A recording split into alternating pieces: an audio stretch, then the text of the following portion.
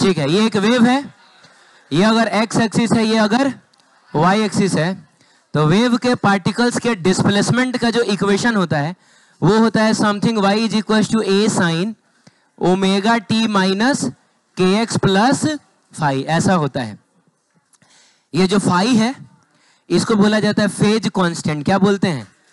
और phi depend करता है ना कि ये जो वेव है इसकी शुरुआत कहाँ से हुई है। अगर एकदम यही से शुरू होता है तो फाई की वैल्यू कितनी होती है? 0। ये हम लोगों ने एसी पढ़ने से जस्ट पहले देखा था, कितना होता है बोलो? 0 होता है, ठीक है। लेकिन अगर मान लो कि इक्वेशन, शांत हो जाओ, अगर मान लो कि ग्राफ जो है वो कहीं यहाँ से शुरू, ऐसा भी तो होता है कभी कभी, तो हम लोग ये चेक करते हैं कि आखिर हमने इस वाले एक्सिस को कितना खिसकाया है, बोलो ना। तो अगर मान लो हाँ ठीक है π/2 खिसकाया है तो फाई की जगह π/2 लिखेंगे, π/3 खिसकाया है तो फाई की जगह π/3 लिखेंगे। लेकिन अगर ग्राफ एकदम यहीं से शुरू हो रहा है तो फाई की वैल्यू कितनी होती है? 0 होती है। सवाल यह है कि ए क्या है? तो बाबू ए होता है एम्पलीट्यूड। ए को क्या बोला जाता है? ये होता है आपका एम्पलीट्यूड होता है, और इसका मतलब होता है maximum displacement from mean position. It is the magnitude of maximum displacement from mean position. तो आप ये बोलिए या चाहे ये बोलिए, अरे दोनों तो सेम ही ना होगा, तो इसी को हम लोग एम्पलीट्यूड बोलेंगे। ओमेगा को कहा जाता है एंगुलर फ्रीक्वेंसी, क्या कहते हैं? और इसकी वैल्यू होती है 2π/t। टी का मतलब हुआ टाइम पीरियड, एक वेव को बनने में लगा हुआ समय, और आप जानते हैं कि 1 टाइम पीरियड का मतलब होता है फ्रीक्वेंसी, तो हम इसको 2πν भी कह सकते हैं। चलिए, के जो है इसको कहा जाता है एंगुलर वेव नंबर, क्या कहते हैं? एंगुलर वेव नंबर, और इसकी वैल्यू होती है 2π/λ। बस फिलहाल आप इन वैल्यूज को याद रखिए। क्लियर है? सही है। y is equal to A sine omega t minus k x plus phi. Omega angular frequency है, के एंगुलर वेव नंबर है जिसकी वैल्यू होती है 2π/λ। अच्छा, लैम्डा क्या है? तो लैम्डा का मतलब होता है एक वेव की लंबाई, जिसको हम लोग वेवलेंथ कहते हैं। तो अगर मैं आपसे पूछूं कि बताइए इस केस में एक वेव कितना लंबा है, तो जितनी दूर जाने के बाद वेव्स खुद को ही रिपीट करने लगे तो उसी को ना एक वेवलेंथ कहा जाता है। तो आपको नहीं लग रहा है कि इसके बाद अब यही वाला स्ट्रक्चर रिपीटेड होगा? तो वेवलेंथ जो होगा वो यहां से लेकर, माने यहां से लेकर यहां तक को बोला जाएगा। बोलो जल्दी। चलो ठीक है, अगला है कोहेरेंट सोर्स। तो बाबू, ऐसी सोर्सेस जिनमें से निकलने वाली वेव्स की फ्रीक्वेंसी सेम हो, वेवलेंथ सेम हो, और दोनों वेव्स के बीच का जो फेज डिफरेंस हो वो कांस्टेंट हो, तो बोला जाता है वो दोनों सोर्सेस कोहेरेंट सोर्सेस हैं। ठीक है, तो जो कुछ भी मैंने बोला, आइए हम लोग थोड़ा यहाँ एग्जाम्पल के जरिए समझते हैं, तब जाके क्लियर होगा। सबसे पहली बात, आपको इसमें दो वेव्स नजर आ रहे हैं, दोनों का एम्पलीट्यूड आपको अलग अलग नजर आ रहा होगा, जिसमें एक का एम्पलीट्यूड A1 है, दूसरे का A2 है। ठीक है, ये छोटे एम्पलीट्यूड वाले को हम वेव नंबर 1 कहते हैं, बड़े एम्पलीट्यूड वाले को हम वेव नंबर 2 कहते हैं। अब आप बताइए, छोटा वाला जो वेव है, हरा कलर वाला जो वेव है, उसका एक वेवलेंथ कितना बड़ा है? तो देखो ना, वेव की शुरुआत कहाँ से हो रही है? यहां से हो रही है, और आपको नहीं लग रहा है कि एक वेव यहां जाके खत्म हो गया? अरे इसी के बाद ना अब ये फिर रिपीट होगा। तो छोटे वाले का जो वेवलेंथ है वो इतना रहा कि नहीं रहा, ये बताइए। बताइए बड़े वाले का वेवलेंथ कितना होगा? उतना ही होगा, ज्यादा होगा कि कम होगा? तो बड़ा वाला भी शुरू यहां से हो रहा है, ऐसे जाके ऐसे जाके ऐसे जाके, और यहाँ उसका भी एक वेव खत्म हो गया। तो मिला जुला के बताओ दोनों का लैम्डा सेम है कि नहीं? तो अगर हम वेवलेंथ की बात करें तो वेव नंबर 1 कहिए चाहे वेव नंबर 2 कहिए, दोनों का वेवलेंथ सेम है। एक और बात, ये जो वेव है वो किसी स्पीड से ट्रेवल, ये जो वेव्स हैं वो किसी स्पीड से ट्रेवल कर रही होंगी कि नहीं? और एक बात हमेशा याद रखिएगा, वेव की speed only depends upon medium. Wave की स्पीड सिर्फ किस पे डिपेंड करता है?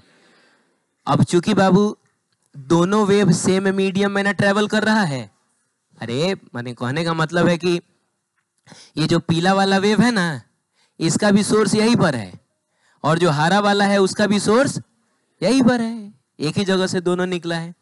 तो चूंकि मीडियम सेम है, इसका मतलब हुआ कि स्पीड भी दोनों की सेम होगी।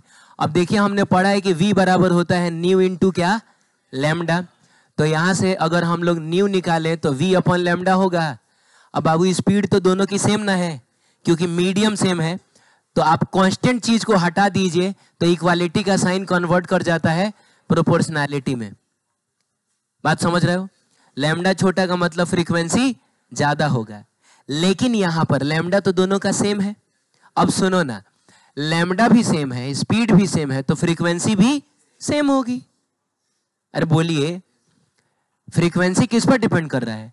लैम्डा। अब लैम्डा बदल ही नहीं रहा है तो फ्रीक्वेंसी भी नहीं बदलेगा। इसका मतलब हुआ कि दोनों के लिए फ्रीक्वेंसी भी हम लोग सेम लेंगे। अब सुनिए, के जो होता है, अभी जो इक्वेशन हम लोगों ने देखा था उसमें एक के था कि नहीं? तो के जो होता है वो 2 पाई बाई लैम्डा होता है। यानी के किस पर डिपेंड करता है? लैम्डा पे।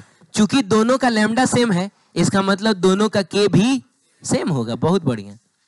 ओमेगा किस पर डिपेंड करता है? फ्रीक्वेंसी पे। अब चूंकि दोनों की फ्रीक्वेंसी सेम है, इसका मतलब दोनों का ओमेगा भी सेम होगा। अब आइए हम छोटा वाला वेव का इक्वेशन लिखते हैं।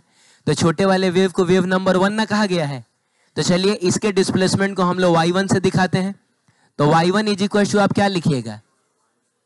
नहीं, इक्वेशन ये है a sign omega t minus k x plus five. अरे बोल भाई।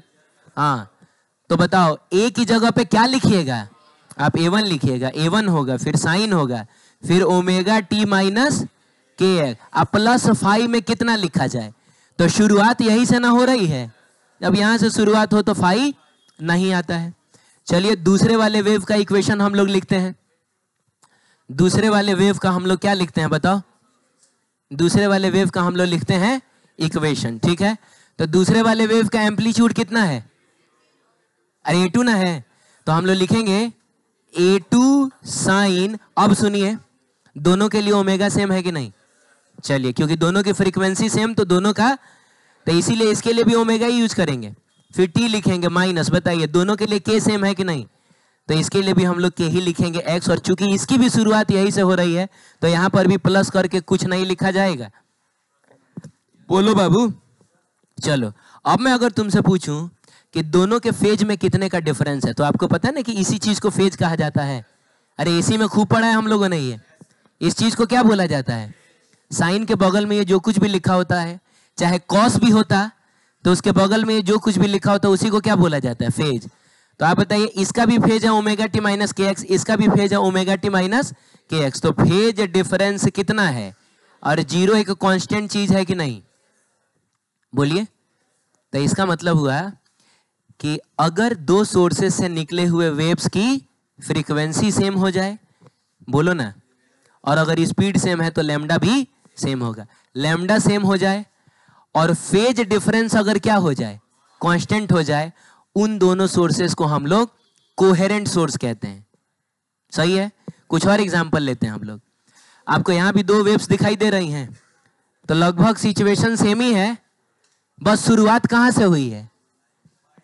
मैक्सिमम से शुरुआत हुई है।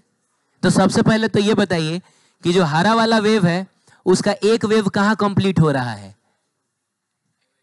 कहां कंप्लीट हो रहा है? क्या बाबू यहां कंप्लीट नहीं हो गया? आपको नहीं लग रहा है कि इसी के बाद अब ये रिपीट होगा? अरे देखो ना, ये जो स्ट्रक्चर, सॉरी ये जो स्ट्रक्चर तुमको दिख रहा है, फिर यही वाला स्ट्रक्चर रिपीट होगा कि नहीं?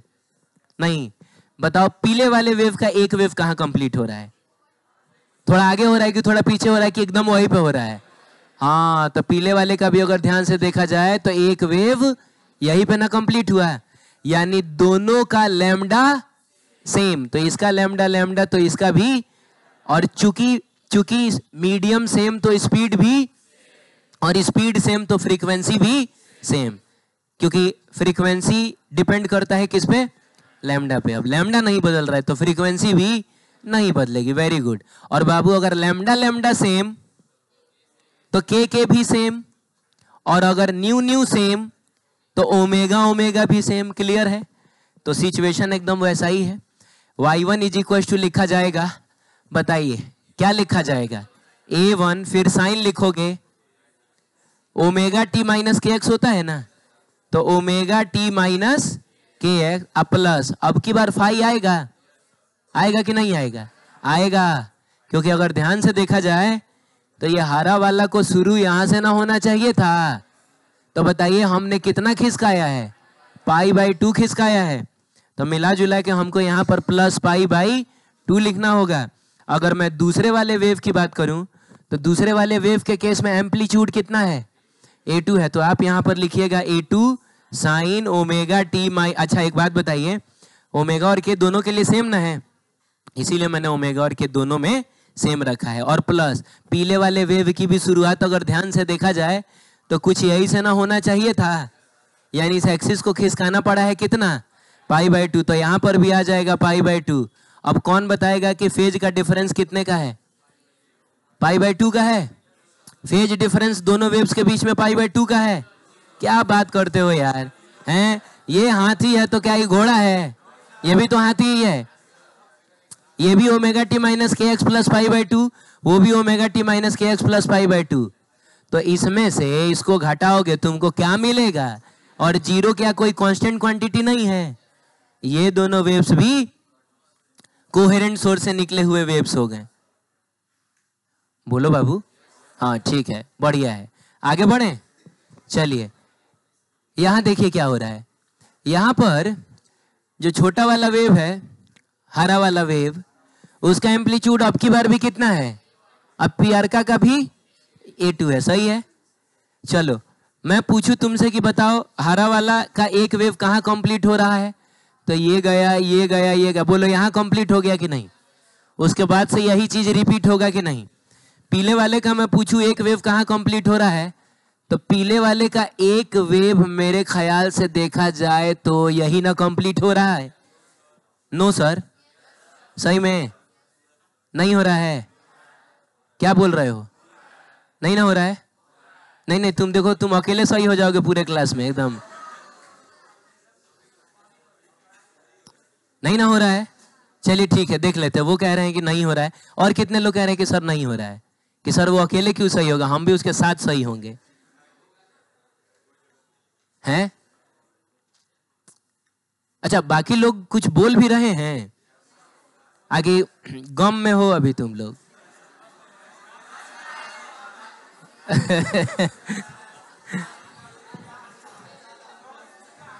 चलो मैंने, मेरे कहने का मतलब है कि इंग्लैंड से हार गया चलेगा, ये हाल अगर फाइनल में पाकिस्तान के साथ हो जाता, कोई बात नहीं। इधर देखिए ना, मैं कह रहा हूं कि क्या एक वेव वहां कंप्लीट नहीं हो रहा है? तो बताओ कहां हो रहा है फिर? थोड़ा सा और आगे, थोड़ा सा और आगे का मतलब यहां पर कंप्लीट हो रहा है। मैं यहां से चल रहा हूं, थोड़ा सा पहले का मतलब क्या? थोड़ा सा यहां पर, यहां पर ये एक वेव कंप्लीट हो गया। मैंने तुम्हारे कहने का मतलब है कि सर देखिए एक वेव ये कंप्लीट हो गया, अब इसके बाद यही रिपीट होगा, यही स्ट्रक्चर अब फिर आ जाएगा। मतलब ऐसा है, ऐसा वेव बन रहा है कि तुम बोल रहे हो कि यही रिपीट होगा। कहां पे? यहां पे, यहां पे।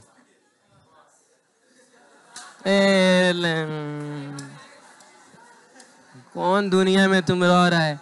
सुनो, सुन लो, सुन लो एक मिनट। तुम एक काम करो, इस हिस्से को काटो यहां से, और इस हिस्से को काट के अगर यहां पेस्ट करोगे तो क्या फिर से ये नहीं? नहीं, इसमें अब मैं क्या समझाऊं भाई? आप नहीं समझ पा रहे हैं। आप बाबू यहां से लेकर यहां से लेकर यहां तक वाले हिस्से को अगर आप काटते हैं यहां से, अब फिर बगल में लाके चिपका देना है, तो क्या ये स्ट्रक्चर कंप्लीट हो जाएगा? अरे तो वहीं पे कंप्लीट हो रहा है भाई। और 9th क्लास में तुमने वेवलेंथ का जो डेफिनेशन पढ़ा होगा ना, तो उसमें यही पढ़ा होगा कि दो क्रेस्ट हो चाहे दो ट्रफ हो, उन्हीं के बीच के सेपरेशन को वेवलेंथ कहा जाता है। तो दोनों का एक एक वेव वहीं पे कंप्लीट हो रहा है। हे भगवान, यानी कि दोनों के लिए लैम्डा की जो वैल्यू होगी वो सेम होगी। तो बाबू अगर लैम्डा लैम्डा सेम, बताइए दोनों सेम मीडियम में ट्रेवल कर रहा है तो वेलोसिटी भी तो सेम ही ना होगा। तो इसका मतलब ये हुआ कि फ्रीक्वेंसी अब डिपेंड किस पर करेगा, लैम्डा पे। चूंकि लैम्डा सेम है तो फ्रीक्वेंसी भी सेम होगा। अच्छा है, अब चूंकि लैम्डा लैम्डा सेम तो के सेम, लैम्डा लैम्डा सेम तो के सेम, और new new same, new new same तो ओमेगा ओमेगा भी। कुछ समझ में आ रहा है ये? चलो ठीक है, छोटे वाले इक्वेशन, छोटे वाले वेव के इक्वेशन को लिखते हैं। तो बताइए क्या लिखेंगे? A1 साइन, देखो ध्यान नहीं दे रहा ये लड़का। A1 क्या? साइन, और दोनों के लिए तो सेम ही ना ओमेगा है, ओमेगा टी माइनस, लेकिन छोटका वेव यहां से शुरू हुआ है तो हम यहाँ 0 लिखेंगे, कुछ नहीं लिखेंगे। लेकिन जब हम Y2 लिखेंगे तो हम A2 ना लिखेंगे, और उसके बाद साइन आएगा ओमेगा टी माइनस, लेकिन प्लस। बताइए, जब भी कोई चीज मैक्सिमम से शुरू हो समझ लीजिएगा फेज कांस्टेंट वहां π/2 आने वाला है। तो ये हो जाएगा आपका π/2, क्योंकि बाबू कहीं ना कहीं इसकी शुरुआत तो यहां से ना हुई होगी। तो इसके लिए हमको एक्सिस को खिसकाना पड़ेगा कितना, π/2, तो वो प्लस π/2 आ जाएगा। और इस केस में कोई तुमसे पूछेगा कि फाई की वैल्यू कितनी है, तो क्या किया जाए, इसमें से इसको घटाया जाए तो सिर्फ π/2 ही ना मिलेगा। और आप जानते हैं कि π/2 एक कांस्टेंट क्वांटिटी है। समझ में आया? अरे हाँ बोलिए। हाँ, तो यहां पर भी अगर हम देखें तो लैम्डा सेम, फ्रीक्वेंसी सेम, और फेज का डिफरेंस, फेज का डिफरेंस कांस्टेंट। ऐसे केस में इन दोनों वेव्स को भी कोहेरेंट सोर्सेस से निकले हुए वेव्स का हम कह सकते हैं। क्या बोलते हो? सही है? अरे बोलो जल्दी। एक और बात है बाबू, अगर सोर्सेज कोहेरेंट है तो उसका कम दाम में मतलब पता है क्या होता है? कम दाम में मतलब होता है कि दोनों में से एग्जैक्टली सेम कलर का लाइट निकलेगा, एग्जैक्टली सेम कलर का। आप समझ रहे हैं? एग्जैक्टली मैं बोल रहा हूं, इसका मतलब ये हुआ कि जैसे लाल में भी 75 तरीके का लाल होता है। आप समझ रहे हैं? हाँ, लेकिन ऐसा नहीं है। क्या लिपस्टिक?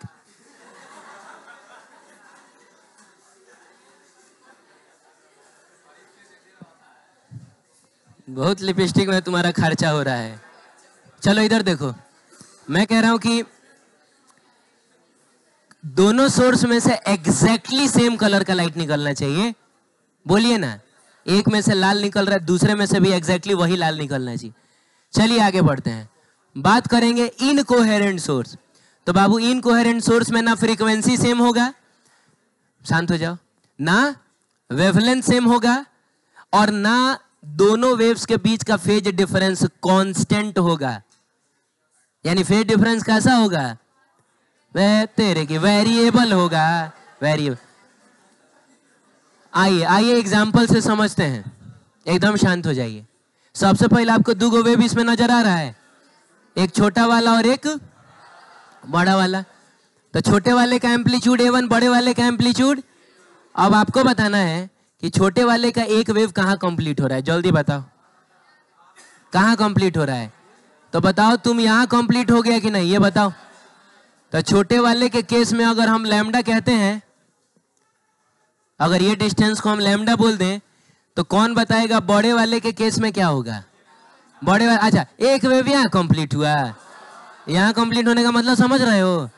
यही चीज अगर रिपीट हो जाता ना तो वहीं पे कंप्लीट हो जाता। जैसे मान लो कि अगर ग्राफ ऐसा बनता ना ऐसा, तब बोलते कि एक वेव यही कंप्लीट हो चुका है। ऐसा कोई केस नहीं है यहाँ पर। तो बताओ बड़े वाले का एक वेव कहाँ कंप्लीट हो रहा है, कहाँ कम? अरे भाई यहाँ ना कंप्लीट हो रहा है, तो आपको नहीं लग रहा है कि इसका डबल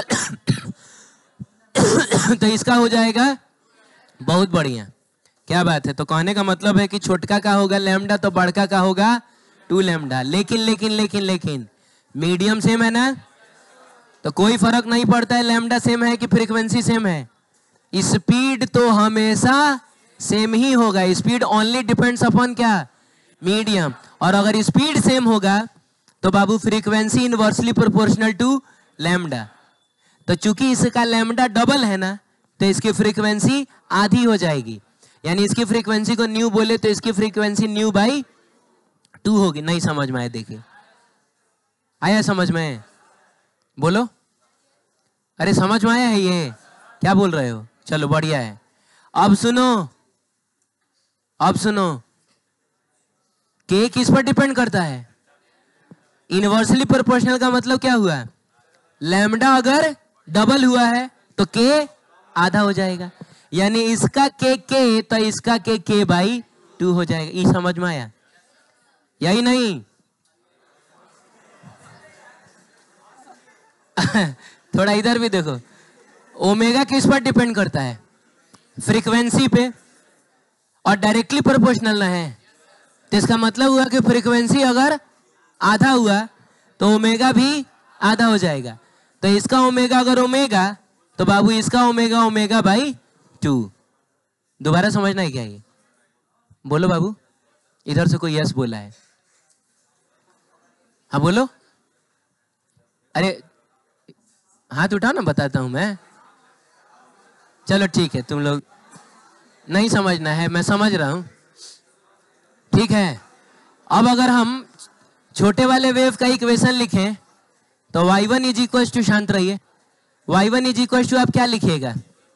सबसे पहले a1 ना लिखिएगा, और फिर क्या लिखिएगा? छोटे वाले वेव के लिए ओमेगा, हम ओमेगा ले रहे हैं तो ओमेगा ही होगा, और माइनस के हम क्या ले रहे हैं? तो के ही होगा। और चूंकि शुरुआत यही से हुई है इसीलिए कोई फेज कांस्टेंट नहीं आएगा।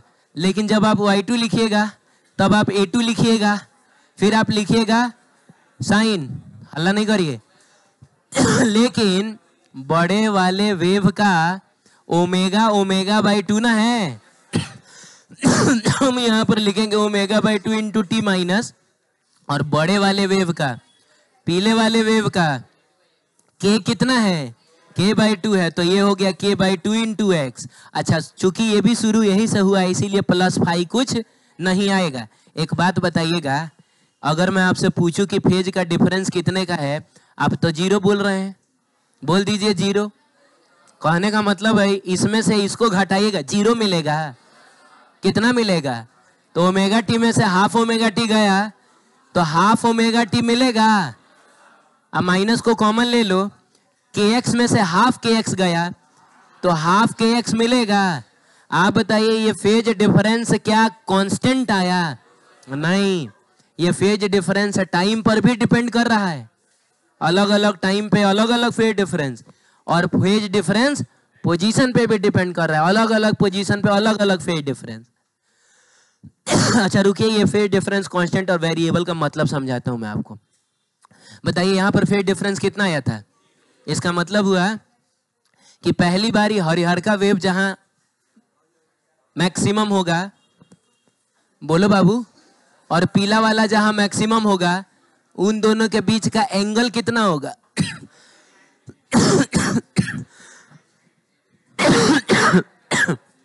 हाँ, शांत हो जाइए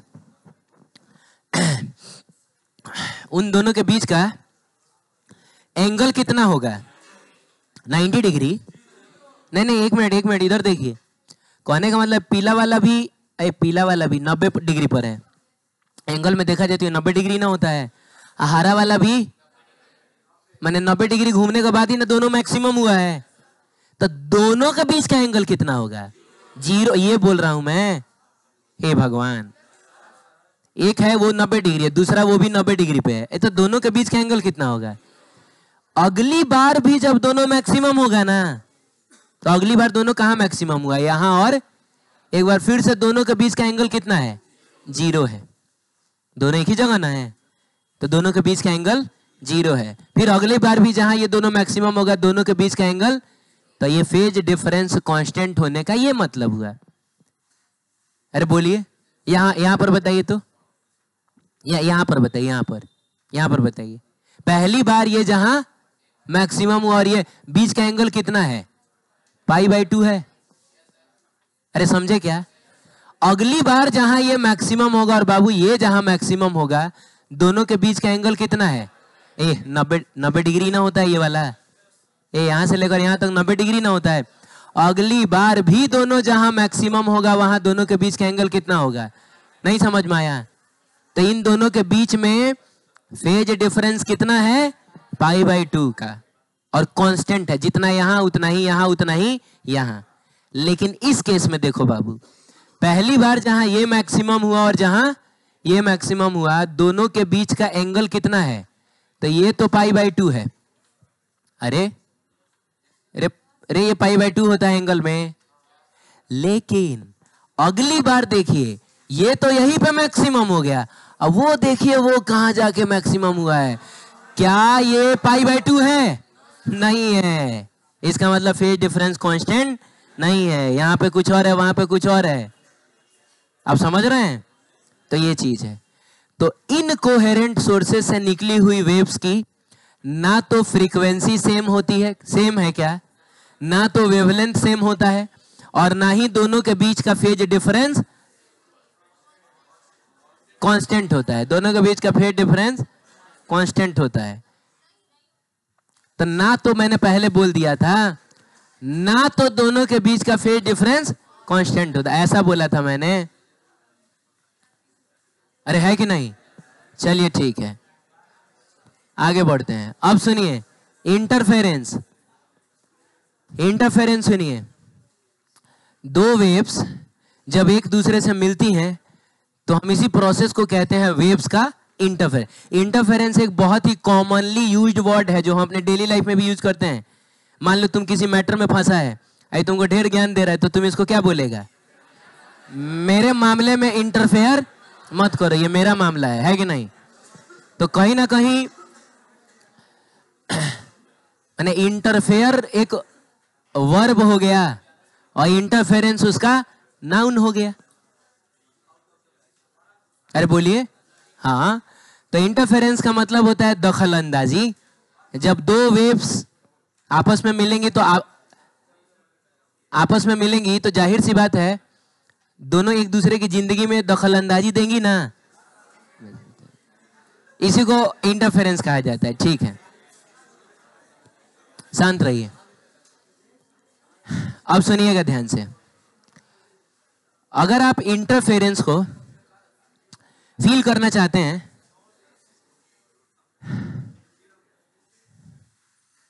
तुम लोग मजाक मत करो यार।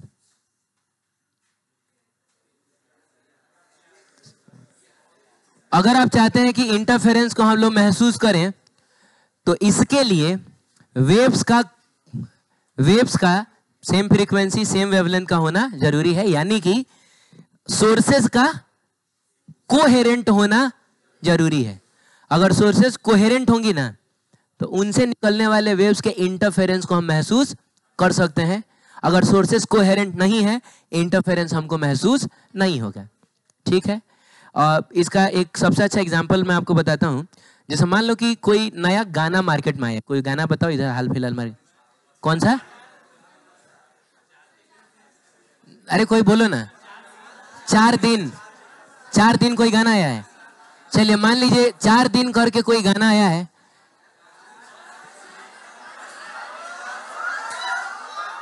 अरे यार मैंने सुना भी, किसका गाना है? चांद ही 4 days। अरे 4 दिन करके मान लीजिए कोई गाना आया है और वो किसी बैंड को उस गाने की प्रैक्टिस करनी है बारात रात में बजाने के लिए। डांस होता है ना उस पे, अब कहा जाने, चलो ठीक है। बैंड को प्रैक्टिस करना है। अब उस गाने में मान लो कि गिटार बजा है, तबला बजा है, शहनाई बजी है और बजा है मान लो पियानो। 4 इंस्ट्रूमेंट्स बजी हैं। पहले यार तुम सुनना ही नहीं चाह रहे हो। यही 4 इंस्ट्रूमेंट्स बजे हैं और सिंगर ने गाना गाया है। तो मान लो कि बैंड में भी जो 4 लोग होंगे, 5 लोग होंगे, एक तो जो सिंगर होगा वो क्या सुन रहा होगा, तो वो वोकल से सुन रहा होगा कि कहाँ कौन सा तान लिया गया है, कौन सा क्या किया गया है। ठीक है, तो वो आवाज सुन रहा होगा सिंगर की। उसमें जो तबला वादक होगा उस पूरे गाने में, हालांकि गाने में सारे इंस्ट्रूमेंट्स एक साथ बज रहे हैं, ऐसा थोड़ी जब तबला बज रहा है तो बाकी सब चुप है, नहीं, सब एक साथ, और सबका साउंड भी एक साथ आ रहा है। लेकिन क्या जो तबला वाला है वो सिर्फ अपने तबले की आवाज उसमें से सुन सकता है क्या? क्या अच्छा यहाँ पर तबला बजा है, ये वाला रिदम बजा है, सुन सकता है कि नहीं? अगर बहुत ध्यान से सुने तो ऑब्वियसली सुन सकता है। आप समझ रहे हैं? जो उसमें गिटार वाला होगा वो अगर आंख बंद करके एकदम ध्यान से उस गाने को सुने तो वो समझ सकता है कि यहाँ पर गिटार बजा है, ये वाला नोट बजा है, ये वाला कॉर्ड बजा है कि नहीं। उसी में जो पियानो वाला होगा वो भी अपना पियानो का साउंड उसमें से अलग से डिफरेंशिएट कर सकता है। पता है क्यों? क्योंकि यहाँ इन 4 वेव्स का, हालांकि ये साउंड वेव ही ना है, 4 वेव्स का इंटरफेरेंस नहीं होगा, क्योंकि इन चारों वेव्स की फ्रीक्वेंसी अलग अलग है। तबला की फ्रीक्वेंसी बहुत कम होती है, गिटार की फ्रीक्वेंसी बहुत ज्यादा होती है। तो की फ्रीक्वेंसी अलग अलग है, जाहिर सी बात है वेवलेंथ भी अलग अलग होगा। बोलो, इसका मतलब हुआ कि ये जो चारों इंस्ट्रूमेंट्स है वो कोहेरेंट सोर्सेज नहीं है, और सोर्सेज अगर कोहेरेंट नहीं है तो हमको इंटरफेरेंस महसूस, हमको नहीं लगेगा कि वो लोग आपस में मिक्स हो रहे हैं। हम उनको अलग अलग डिफरेंशिएट कर सकते हैं। कई बार खाने में ऐसा होता है ना, जैसे आप मास्टर शेफ वगैरह देखिएगा ना, तो उसमें वो बोलता है कि वाह, इसमें इलायची का जो स्वाद है एकदम अलग से निखर के आ रहा है। ठीक है, ऐसा बोलता है, इसका मतलब हुआ कि इलायची का बाकी, शांत हो जाइए, बाकी फ्लेवर्स के साथ इंटरफेरेंस नहीं हुआ है। अरे बोलिए ना, तो ये चीज है। तो सोर्सेस का कोहेरेंट होना जरूरी है। अब सुनिए, ये तो एग्जांपल था ना कि इनकोहेरेंट सोर्सेस हैं तो इंटरफेरेंस नहीं होगा, हम महसूस नहीं कर पाएंगे। लेकिन अगर मान लीजिए कि 4 गिटारिस्ट ही हैं, शांत हो जाइए, 4 गिटारिस्ट हैं, चारों ने एक ही समय एक ही नोट प्ले किया, बोलो, तो अगर आंख बंद करके सुनोगे तो क्या तुम बता पाओगे कि एक गिटार बजा है कि 4 गिटार बजा है? तुम नहीं बता पाओगे, क्योंकि सेम साउंड तुमको सुनाई देगा, बस थोड़ा लाउड सुनाई देगा। एक में जो साउंड सुनाई देगा ना, अगर 2 एक साथ बजाए तो आपको एग्जैक्टली सेम ही साउंड सुनाई देगा, बस क्या सुनाई देगा? लाउड सुनाई देगा। तो यहां पर जो चारों गिटार हैं वो तो कोहेरेंट सोर्स ना हो गए, यानी इनके वेव्स में बहुत बढ़िया से इंटरफेरेंस होगा, और इंटरफेरेंस होकर चारों मिलके क्या बन जाएंगे? एक बन जाएंगे। आपको लगेगा नहीं 4 को गिटार बज रहा है। क्लियर है? आगे बढ़ सकते हैं? चलिए, बढ़िया है। अब सुनिए, एग्जाम्पल लेते हैं कुछ और हम लोग। मान लीजिए उस दीवार से कोई धागा बंधा हुआ है, कोई रस्सी बंधी हुई है, और मैं वेव बना रहा हूं। क्या कर रहा हूं? मैं पकड़ के इस तरीके से वेव बना रहा हूं। तो जाहिर सी बात है कि वेव ट्रेवल भी करेगा किसी स्पीड से। ये वेव ऐसे ऐसे करके आगे भी बढ़ेगा, ऐसे करके आगे जाएगा।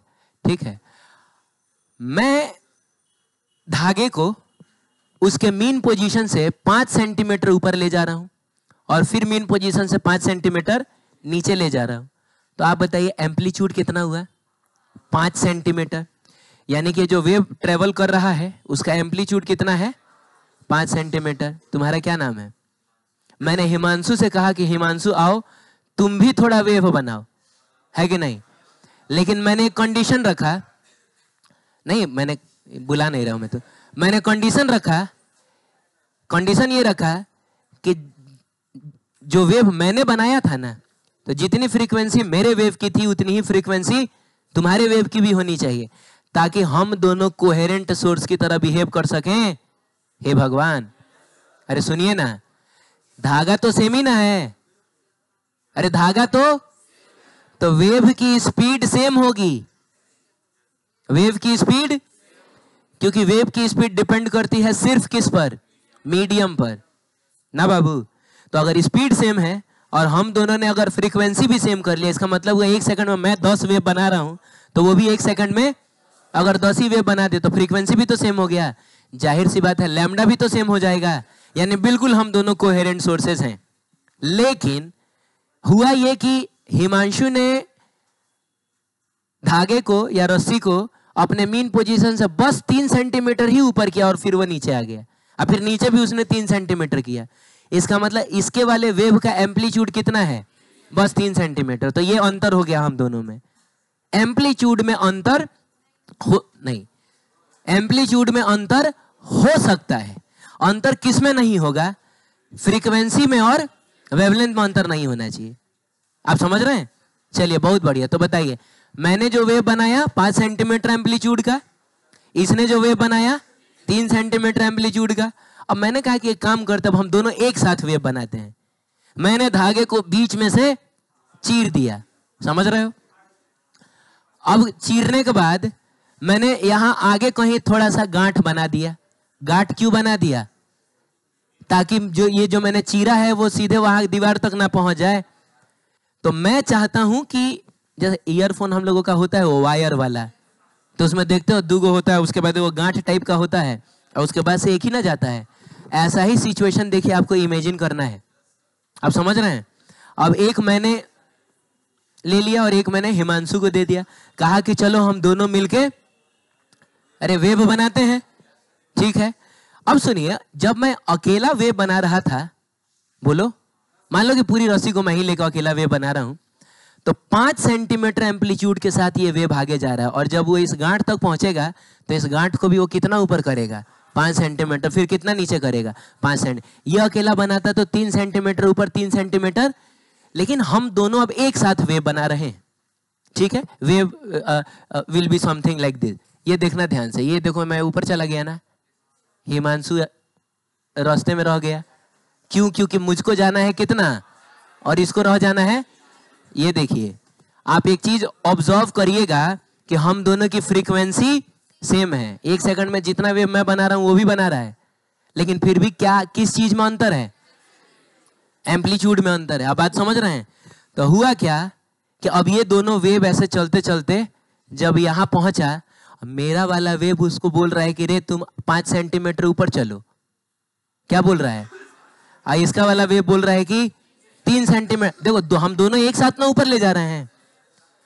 तो मेरा वाला वेव कह रहा है इससे कि 5 सेंटीमीटर ऊपर चलो, इसका वाला वेव कह रहा है कि 3 सेंटीमीटर। ये गांठ कहां जाएगा? तो सुनो सुनो, 1 मिनट, हम दोनों एक ही डायरेक्शन में ना ले जाना चाह रहे हैं। तो वो ना सिर्फ मेरी बात मानेगा, ना सिर्फ इसकी बात मानेगा, बल्कि हम दोनों की बात मान लेगा और 8 सेंटीमीटर ऊपर चला जाएगा। कहां चला जाएगा? 8 सेंटीमीटर ऊपर चला जाएगा। इसका मतलब हुआ कि इस गांठ के बाद वाला जो धागा है ना, उस धागे में जो रिजल्टेंट वेव पैदा होगा, हम दोनों के वेव के इंटरफेयर करने के बाद एक रिजल्टेंट वेव पैदा होगा ना, वो कितने एम्पलीट्यूड का होगा? वो 8 सेंटीमीटर एम्पलीट्यूड का होगा। ये बात आप समझ रहे हैं? अब सुनिए, अब कहानी में थोड़ा ट्विस्ट डालते हैं। मान लीजिए कि वेव हम लोग ऐसे बना रहे हैं। ये देखिए, इसका क्या मतलब हुआ कि मैं ले जाना चाह रहा हूं ऊपर, ये ले जाना चाह रहा है। आप समझ रहे हैं? पहले वाले केस में हम दोनों में कोई फेज का डिफरेंस नहीं था, फेज डिफरेंस 0 था। हम दोनों एक साथ ऊपर जा रहे थे, एक साथ नीचे आ रहे थे। लेकिन अब की बार बाबू फेज का डिफरेंस हो गया 180 डिग्री का। मैं जा रहा हूं ऊपर, ही जा रहा है नीचे, तो ये 180 डिग्री का ना फेज डिफरेंस हो गया। नहीं समझ में आया? तो बताइए इस केस में क्या होगा? इस केस में क्या होगा? जब ये दोनों वेव्स पहुंचेंगी यहां, मेरा वाला वेव कह रहा है चलो 5 सेंटीमीटर ऊपर, इसका वाला वेव कह रहा है चलो 3 सेंटीमीटर नीचे। अब लो, गांठ कहां जाएगा? कहां जाएगा?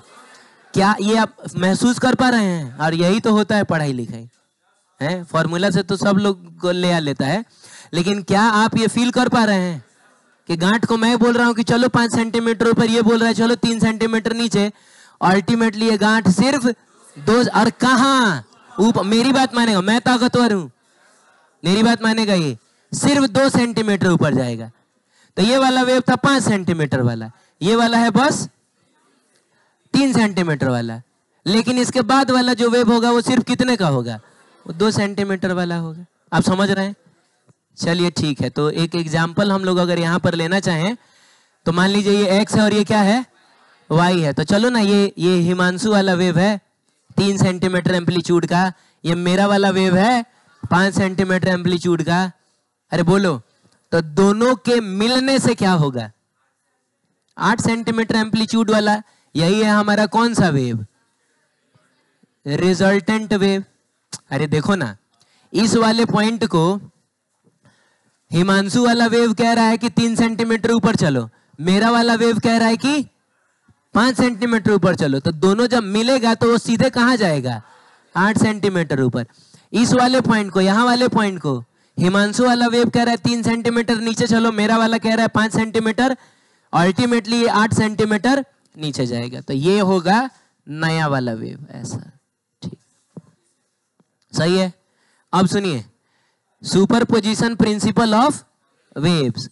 तो ये एक बहुत नॉर्मल सी बात कह रहा है जो हम पहले से भी जानते हैं कि अगर दो वेव्स किसी कॉमन पॉइंट पे मिलेंगी, दो वेव्स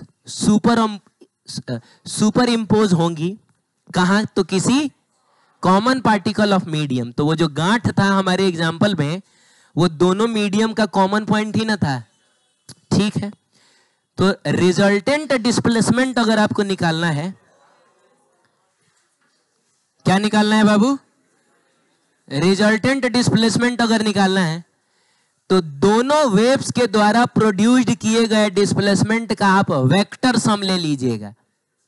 तो क्या ये कोई बहुत बड़ी बात हो गई? अरे बोलिए। और एक और बात है, ये जो जब सेम डायरेक्शन में था तो 5 या 3 तुम 8 बता रहे थे, और जब अपोजिट डायरेक्शन में था तो 5 में से 3 घटा के जो तुम 2 बता रहे थे, ये स्केलर सम है कि वेक्टर सम है? यानी ये चीज तुम पहले से जानते हो, जानते हो। यही है प्रिंसिपल ऑफ क्या? Superposition, principle of superposition. अब देखो अब देखो, ये तो एक स्पेशल केस ना मैंने बताया। अरे बाबू, ये तो स्पेशल केस ना मैंने बताया, 0 डिग्री वेव फेज डिफरेंस वाला और 180 डिग्री फेज डिफरेंस वाला। देखा जाए तो दो वेव्स के बीच का फेज डिफरेंस कुछ भी हो सकता है। अरे शांत रहो यार। जैसे अभी थोड़ी देर पहले हम लोग पढ़ रहे थे तो एक केस देखा था π/2 फेज डिफरेंस वाला।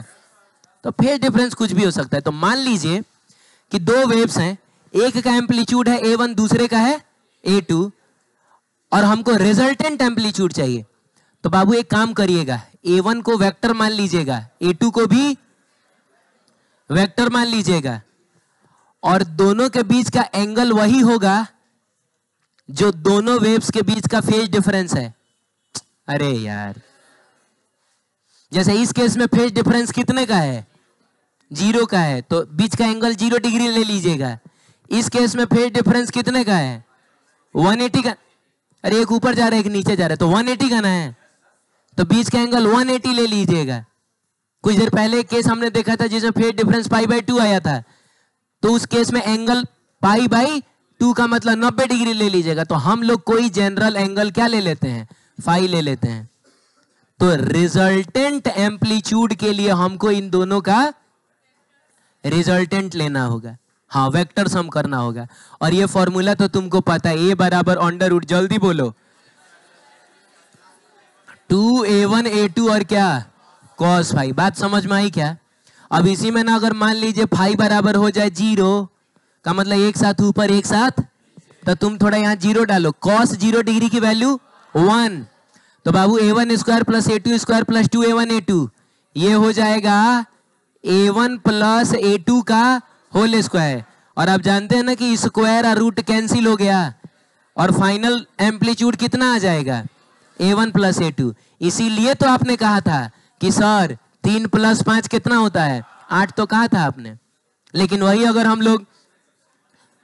हम लोग फाई कितना ले लें? 180 डिग्री, माने एक जा रहा है ऊपर एक जा रहा है नीचे, तो आप जानते हैं cos 180 -1 होता है। This will become A1 square plus A2 square minus 2A1 A2, और ये बन जाएगा A1 माइनस A2 का होल स्क्वायर। क्या बोलते हो? स्क्वायर से रूट कैंसिल होगा, और हालांकि मॉड आ जाता है, जब माइनस रहे ना तो मॉड लगा लेना, क्योंकि रूट का आंसर कभी नेगेटिव, और मॉड बस इतना कहता है कि बड़े वाले में से छोटे वाले को घटाना है तुम। हे भगवान, तो इसी केस में ना तुमने कहा था कि सर जो रिजल्टेंट एम्पलीट्यूड होगा 5 सेंटीमीटर और 3 सेंटीमीटर का कितना? 2 सेंटीमीटर। सही बात है। अब 5 में से 3 घटाइए, आंसर कितना आएगा? The answer will be 2 centimetres. क्या आप ये बात समझ पाए? चलिए ठीक है, हम लोग कल मिलते हैं फिर।